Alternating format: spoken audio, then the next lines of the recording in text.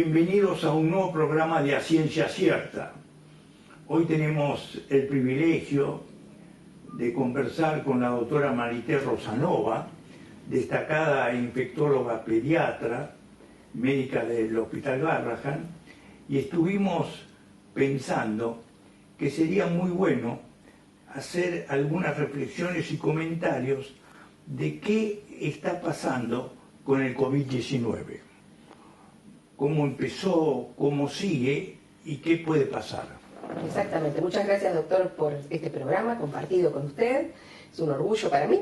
Y realmente el COVID, cuando empezó, realmente para todos nosotros, despertó muchos interrogantes, porque realmente en ese momento era un virus completamente nuevo, no sabíamos cómo se comportaba, y por eso tal vez hubo muchas marchas y contramarchas. Usted se acuerda que al principio la Organización Mundial de la Salud decía barbijo no, después dijo barbijo sí.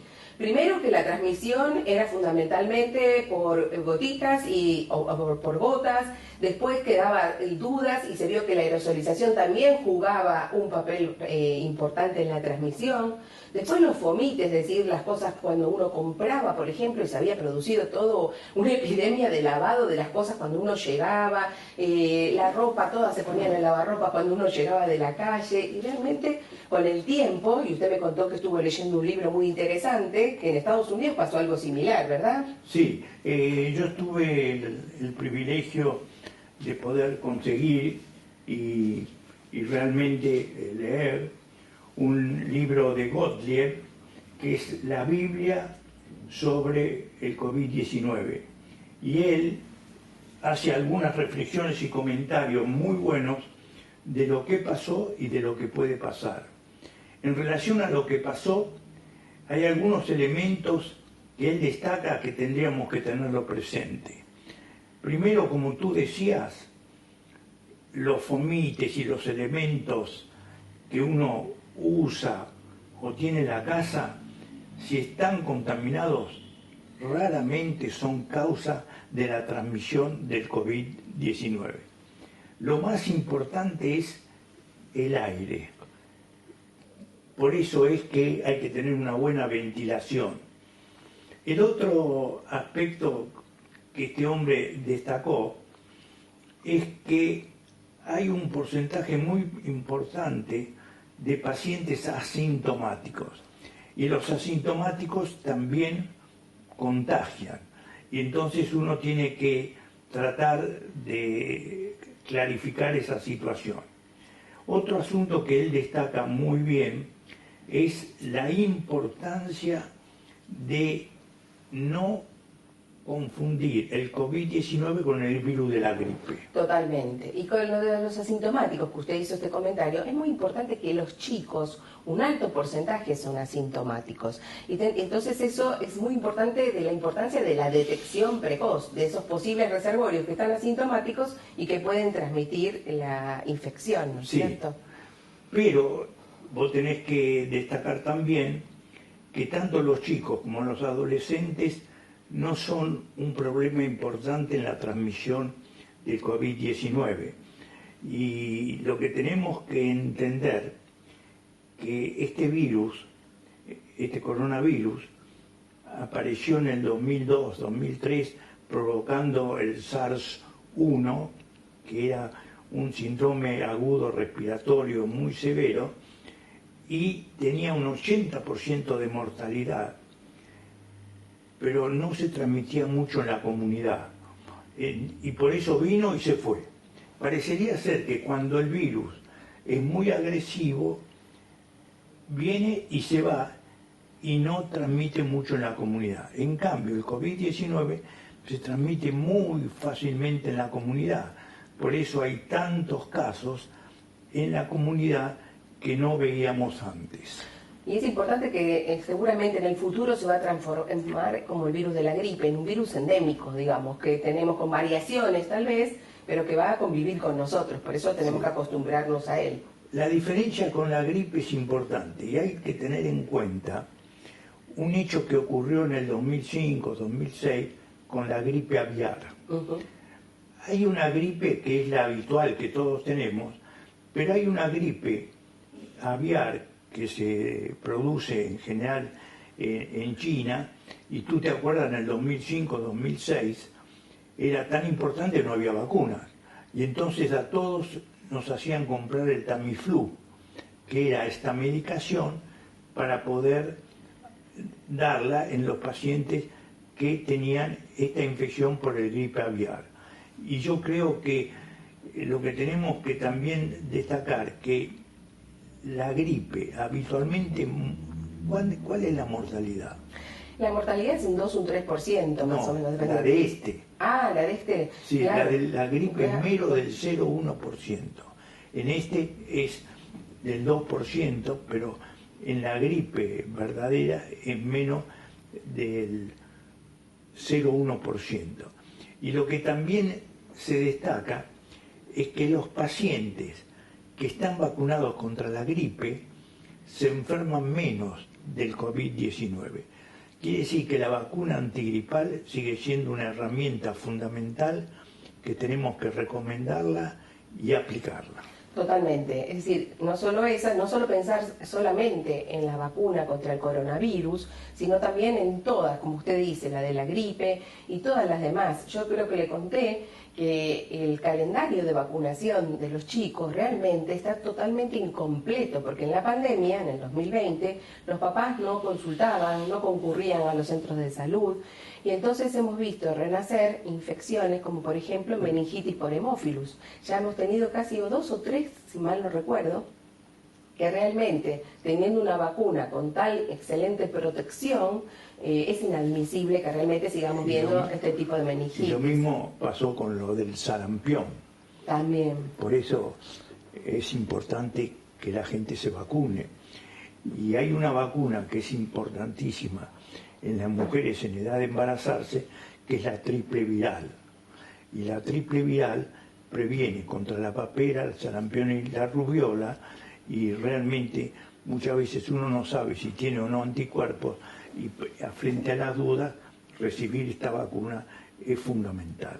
Muy importante. Y lo otro que es común a todos los virus respiratorios es el correcto lavado de las manos, y el uso del barbijo también se vio que se disminuyeron otras infecciones respiratorias, porque en el año pasado, con el uso adecuado del barbijo, la ventilación de los ambientes, la menor circulación, lo que se vio es que había una baja significativa de otros virus respiratorios, es decir, que eso demuestra la efectividad de esas medidas. Sí, otra reflexión que hace este hombre es que la cuarentena tan estricta como se aplicó en la Argentina no es recomendable.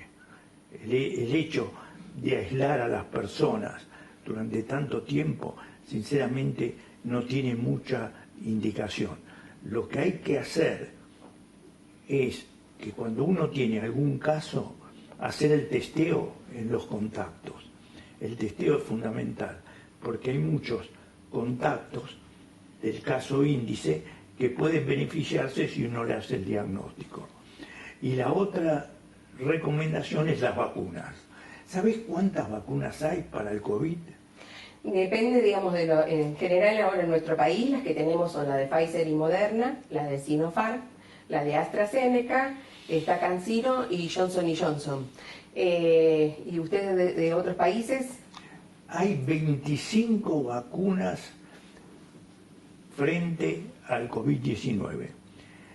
Lo que es muy interesante es la plataforma del RNA mensajero, mRNA, que tienen la de Pfizer y la de Moderna, porque esa estructura va a ser una plataforma que va a permitir crear muchas vacunas e inclusive frente a enfermedades que no son infecciosas. Claro, y otras variantes también, por si surgen variantes diferentes ahora del coronavirus, esa es una plataforma que es fácil de modificar para poder crear, como usted dice, vacunas. Sí. Después tenemos vacunas inactivadas, que es con el virus muerto, digamos. Esas son las que vienen, las clásicas, sobre todo de China.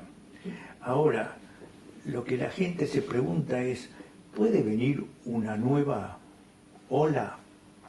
Y lo que nosotros estamos viendo, que en Alemania se está dando, en Inglaterra, y tenemos que estar nosotros atentos. En estos momentos nosotros no tenemos esa cantidad de casos que nos haga pensar que una nueva ola está viniendo, pero siempre hay que hacer una vigilancia epidemiológica para ver qué va pasando. Totalmente de acuerdo, porque cuando uno ve, realmente la gente piensa que ya la pandemia terminó, y lamentablemente la pandemia no terminó. Ahora aparte también están abiertos los aeropuertos, está llegando gente de otros países, entonces es muy importante, como usted dice, lo de la vigilancia epidemiológica, sobre todo con el predominio de la variante Delta, que se sabe que tiene mayor contagiosidad, o sea que estar muy alerta. Y el otro aspecto que destaca este hombre y que a mí me encantó, es que no hay ninguna razón para cerrar los colegios. Los colegios realmente no son un centro de transmisión de la enfermedad y realmente son muy importantes mantenerlos abiertos porque la educación es una herramienta fundamental que los chicos y los adolescentes necesitan. Yo creo que, como le dije al principio, como al principio no sabíamos nada de este virus, creo que se hizo ensayo-error y creo que son lecciones aprendidas y, como este doctor dice también, es muy importante capitalizar esa experiencia para en el futuro no repetir estas cosas que tal vez no tuvieron mucho sentido. Y lo que tenemos que dejar como mensaje es que tiene que seguir el testeo fundamentalmente frente a los casos que puedan aparecer y la vacunación. No puede ser que la gente no se vacune. La vacunación y por lo menos 2 dosis nos dan mucha tranquilidad que la infección pueda controlarse. Igualmente vio que ahora se están haciendo dosis, que podemos hablar después tal vez en el siguiente bloque, esas dosis adicionales o las dosis de refuerzo, que con eso seguramente vamos a estar mucho más protegidos y sobre todo para la variante Delta. Muy bien. Bueno, queridos amigos, enseguida volvemos con un poco más de A Ciencia Cierta. Gracias.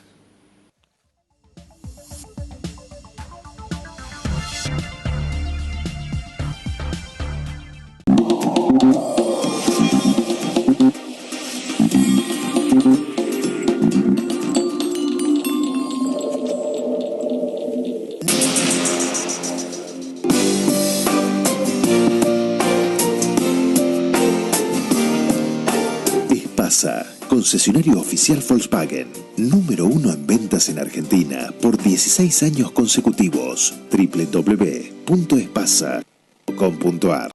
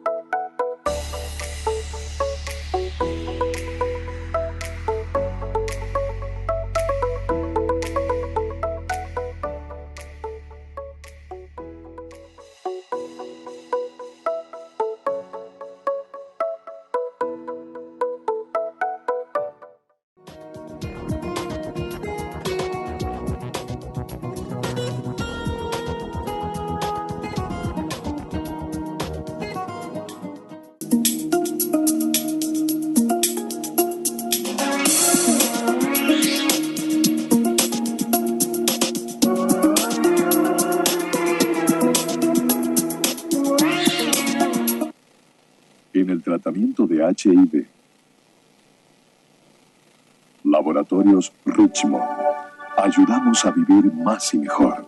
Barbijos ION Positivo. Los podés utilizar mínimo 5 días todo el día y seguís protegido. Adquirí los grises, los black o los kids en ionpositivo.com.ar y en farmacias de todo el país. ION Positivo, la verdadera protección. WeCare es una residencia premium para adultos mayores con la dirección médica del Dr. José Ricardo Jáuregui. Nuestro equipo brinda atención personalizada con propuestas terapéuticas de vanguardia. Es un espacio privilegiado, protegido y amigable. Quienes eligen residir en WeCare eligen cómo vivir cada día porque los cuidados están centrados en sus preferencias.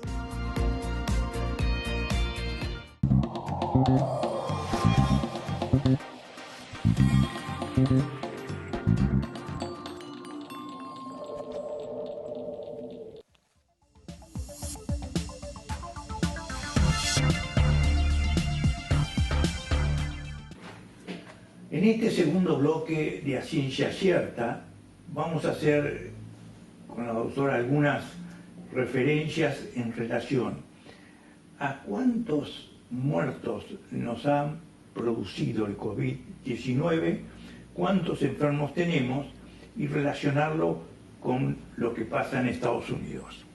Bueno, usted siempre nos enseñó una regla mnemotécnica, que lo que pasaba en Estados Unidos nosotros más o menos lo dividíamos por 10 y nos daba más o menos la cifra. En la actualidad nosotros tenemos al 5 de noviembre, los últimos datos del Ministerio de Salud, son 5.295.260 casos, ¿sí? Y 116.083 defunciones. En las últimas 20-22 semanas disminuyó francamente el número de casos, igual que el índice de positividad. ¿Qué es el índice de positividad? ¿Cuántos resultados son positivos de los hisopados sobre el total de los hisopados que se hacen? Y siempre la Organización Mundial de la Salud decía que cuanto menor al 10% era, estábamos haciendo los hisopados en forma correcta. Y ahora estamos en menos del 3% del índice de positividad.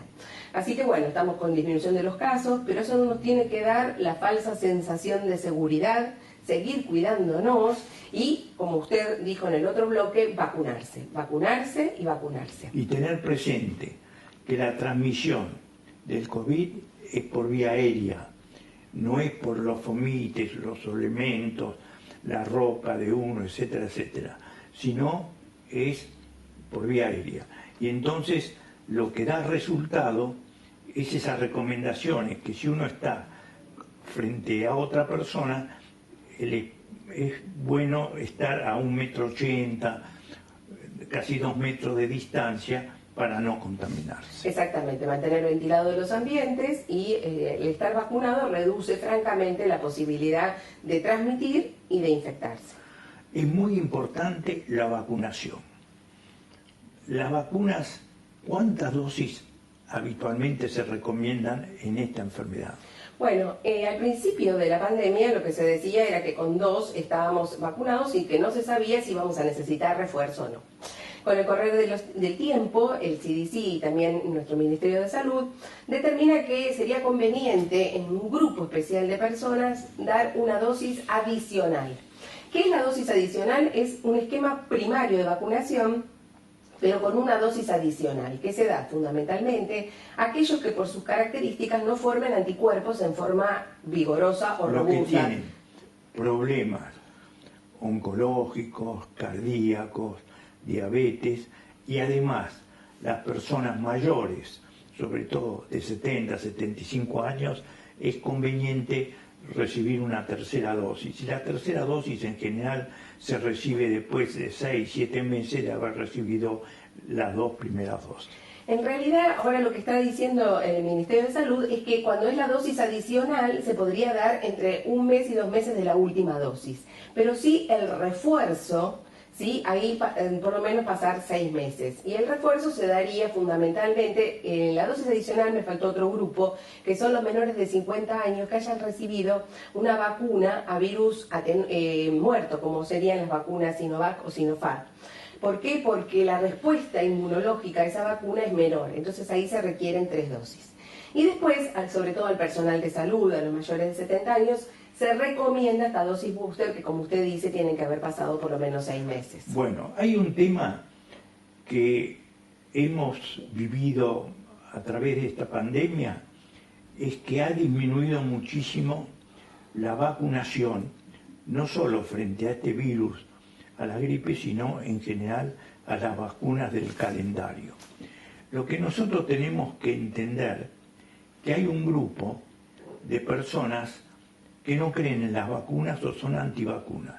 Lo que se vio muy bien que estos grupos no tienen ningún fundamento científico, ni base científica, y que no hay ninguna herramienta más importante para la prevención de las enfermedades infecciosas que las vacunas cuando éstas son útiles frente a la enfermedad. Exactamente. Hay grupos antivacunas que gracias a Dios acá en la Argentina no son muchos, ¿sí? Pero sí en Europa. Y si uno analiza estos grupos antivacunas, fundamentalmente son los que ahora están causando nuevos casos e ingresos a terapia intensiva y nuevas olas de coronavirus. Pero también estos grupos antivacunas empezaron ya desde la época en que Jenner descubre la vacuna para la viruela. Y ya ahí hubo movimientos del pueblo en contra de Jenner, es decir, que estamos hablando de 1800 y por ahí. 1786. Ahí está. Y entonces realmente es una historia antigua, pero que perduró en el tiempo. Y como usted dice, todos estos grupos antivacunas no tienen ningún fundamento. Por ejemplo, estos grupos antivacunas dicen que la inmunidad natural es mejor que la conferida por las vacunas. No, porque si yo, por ejemplo, adquiero una varicela y por mi inmunidad natural, igual puedo tener complicaciones. Y si la persona es un huésped inmunocomprometido, puede inclusive morir. Es decir, que eso es totalmente refutable. Ellos dicen en algunos casos que los componentes de la vacuna pueden ser peligrosos, pero realmente esos componentes o aditivos que tienen las vacunas están en una cantidad tan ínfima que no pueden producir ninguna complicación. Ellos dicen, por ejemplo, también que son sustancias extrañas al cuerpo que en realidad producirían daños y realmente esto tampoco tiene ningún tipo de fundamento. Entonces, realmente uno puede refutar todos esos argumentos. Inclusive, lamentablemente, un médico fue el que sembró la duda de la vacuna del sarampión, diciendo que estaba relacionada con el autismo. Cosa que, por supuesto, después dijo que había sido una mentira y fue despedido de todas las sociedades científicas. Entonces, realmente, todos esos fundamentos son refutables. Hay padres que no son un grupo antivacuna, pero que son como que tienen más miedo a los posibles efectos adversos de la vacuna. Y lo que uno siempre tiene que decirle a los papás es que si uno pone en la balanza el riesgo ínfimo del efecto adverso de la vacuna frente al efecto grave que puede tener la complicación de una enfermedad como el sarampión, la varicela, por ejemplo, o la tos convulsa en los chicos chiquitos, realmente siempre salen ganando las vacunas. Usted nos enseñó que junto con el agua potable, las vacunas es lo más importante de lo cual disponemos y por lo tanto hay que usar esa herramienta. Sí. Otro tema interesante en relación a lo que tú decías es que muchas veces en los adultos mayores se ve el herpes zóster. Quiere decir que todos, hasta los 40 años, casi todos hemos tenido varicela. La varicela es un virus que permanece por vida y cuando uno tiene más de 50, 60 años, muchas veces se reactiva, pero no se reactiva dando otra varicela, sino dando unas lesiones, una celulitis, que es la que produce el herpes zóster, y lo fundamental es el problema mayor es la neuralgia posherpética. Cuando uno tuvo herpes zóster, uno dice, ay, si hubiera sabido que existía una vacuna, hubiese dado la plata del mundo para poder estar prevenido del herpes zóster. Y mis queridos amigos, existe una vacuna en nuestro medio que con una dosis uno tiene 50-60% de posibilidades de no tener herpes zóster. Es cara, pero es barata en relación a la posibilidad del herpes zóster. Por eso, y así como eso podemos nombrar innumerables vacunas que previenen, por ejemplo, usted había hablado de la mujer en edad de embarazarse, sarampión, rubiola y paperas. Las rubiolas congénitas, cuando uno veía los problemas de cardiopatía, problemas de oculares, realmente son todas enfermedades evitables. Entonces, cuando uno ve eso, se siente muy triste. Sí, y lo que tenemos en relación a la rubiola que destacar, que cuando una mujer está embarazada y tiene una erupción, se dice que es un rash rubioliforme. Y hoy tenemos elementos de laboratorio como para poder confirmar o descartar si esa erupción es por rubiola y si ella tuvo rubiola. Porque muchas erupciones hoy no son por rubiola y uno puede demostrar que tuvo la enfermedad previa y no tiene ninguna enfermedad. Exactamente, porque es muy importante, porque realmente cuando aparece el rash hay mucho miedo y temor y es importante confirmarlo o descartarlo, como bien usted dijo. Sí, y para terminar, ya que estamos con las mujeres embarazadas, nunca olvidarnos de la toxoplasmosis.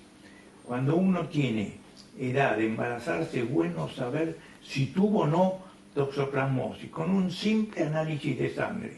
Si uno tuvo toxoplasmosis, se puede quedar tranquilo durante toda la vida que no va a tener problemas.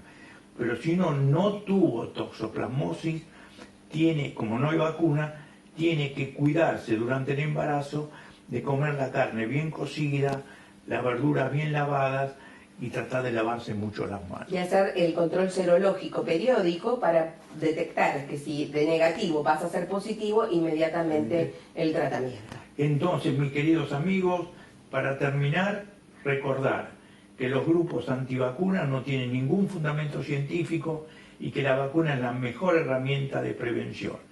Y por otro lado, saber que hoy, para la pandemia, tenemos vacunas y muy buenas como para protegernos. Muchísimas gracias.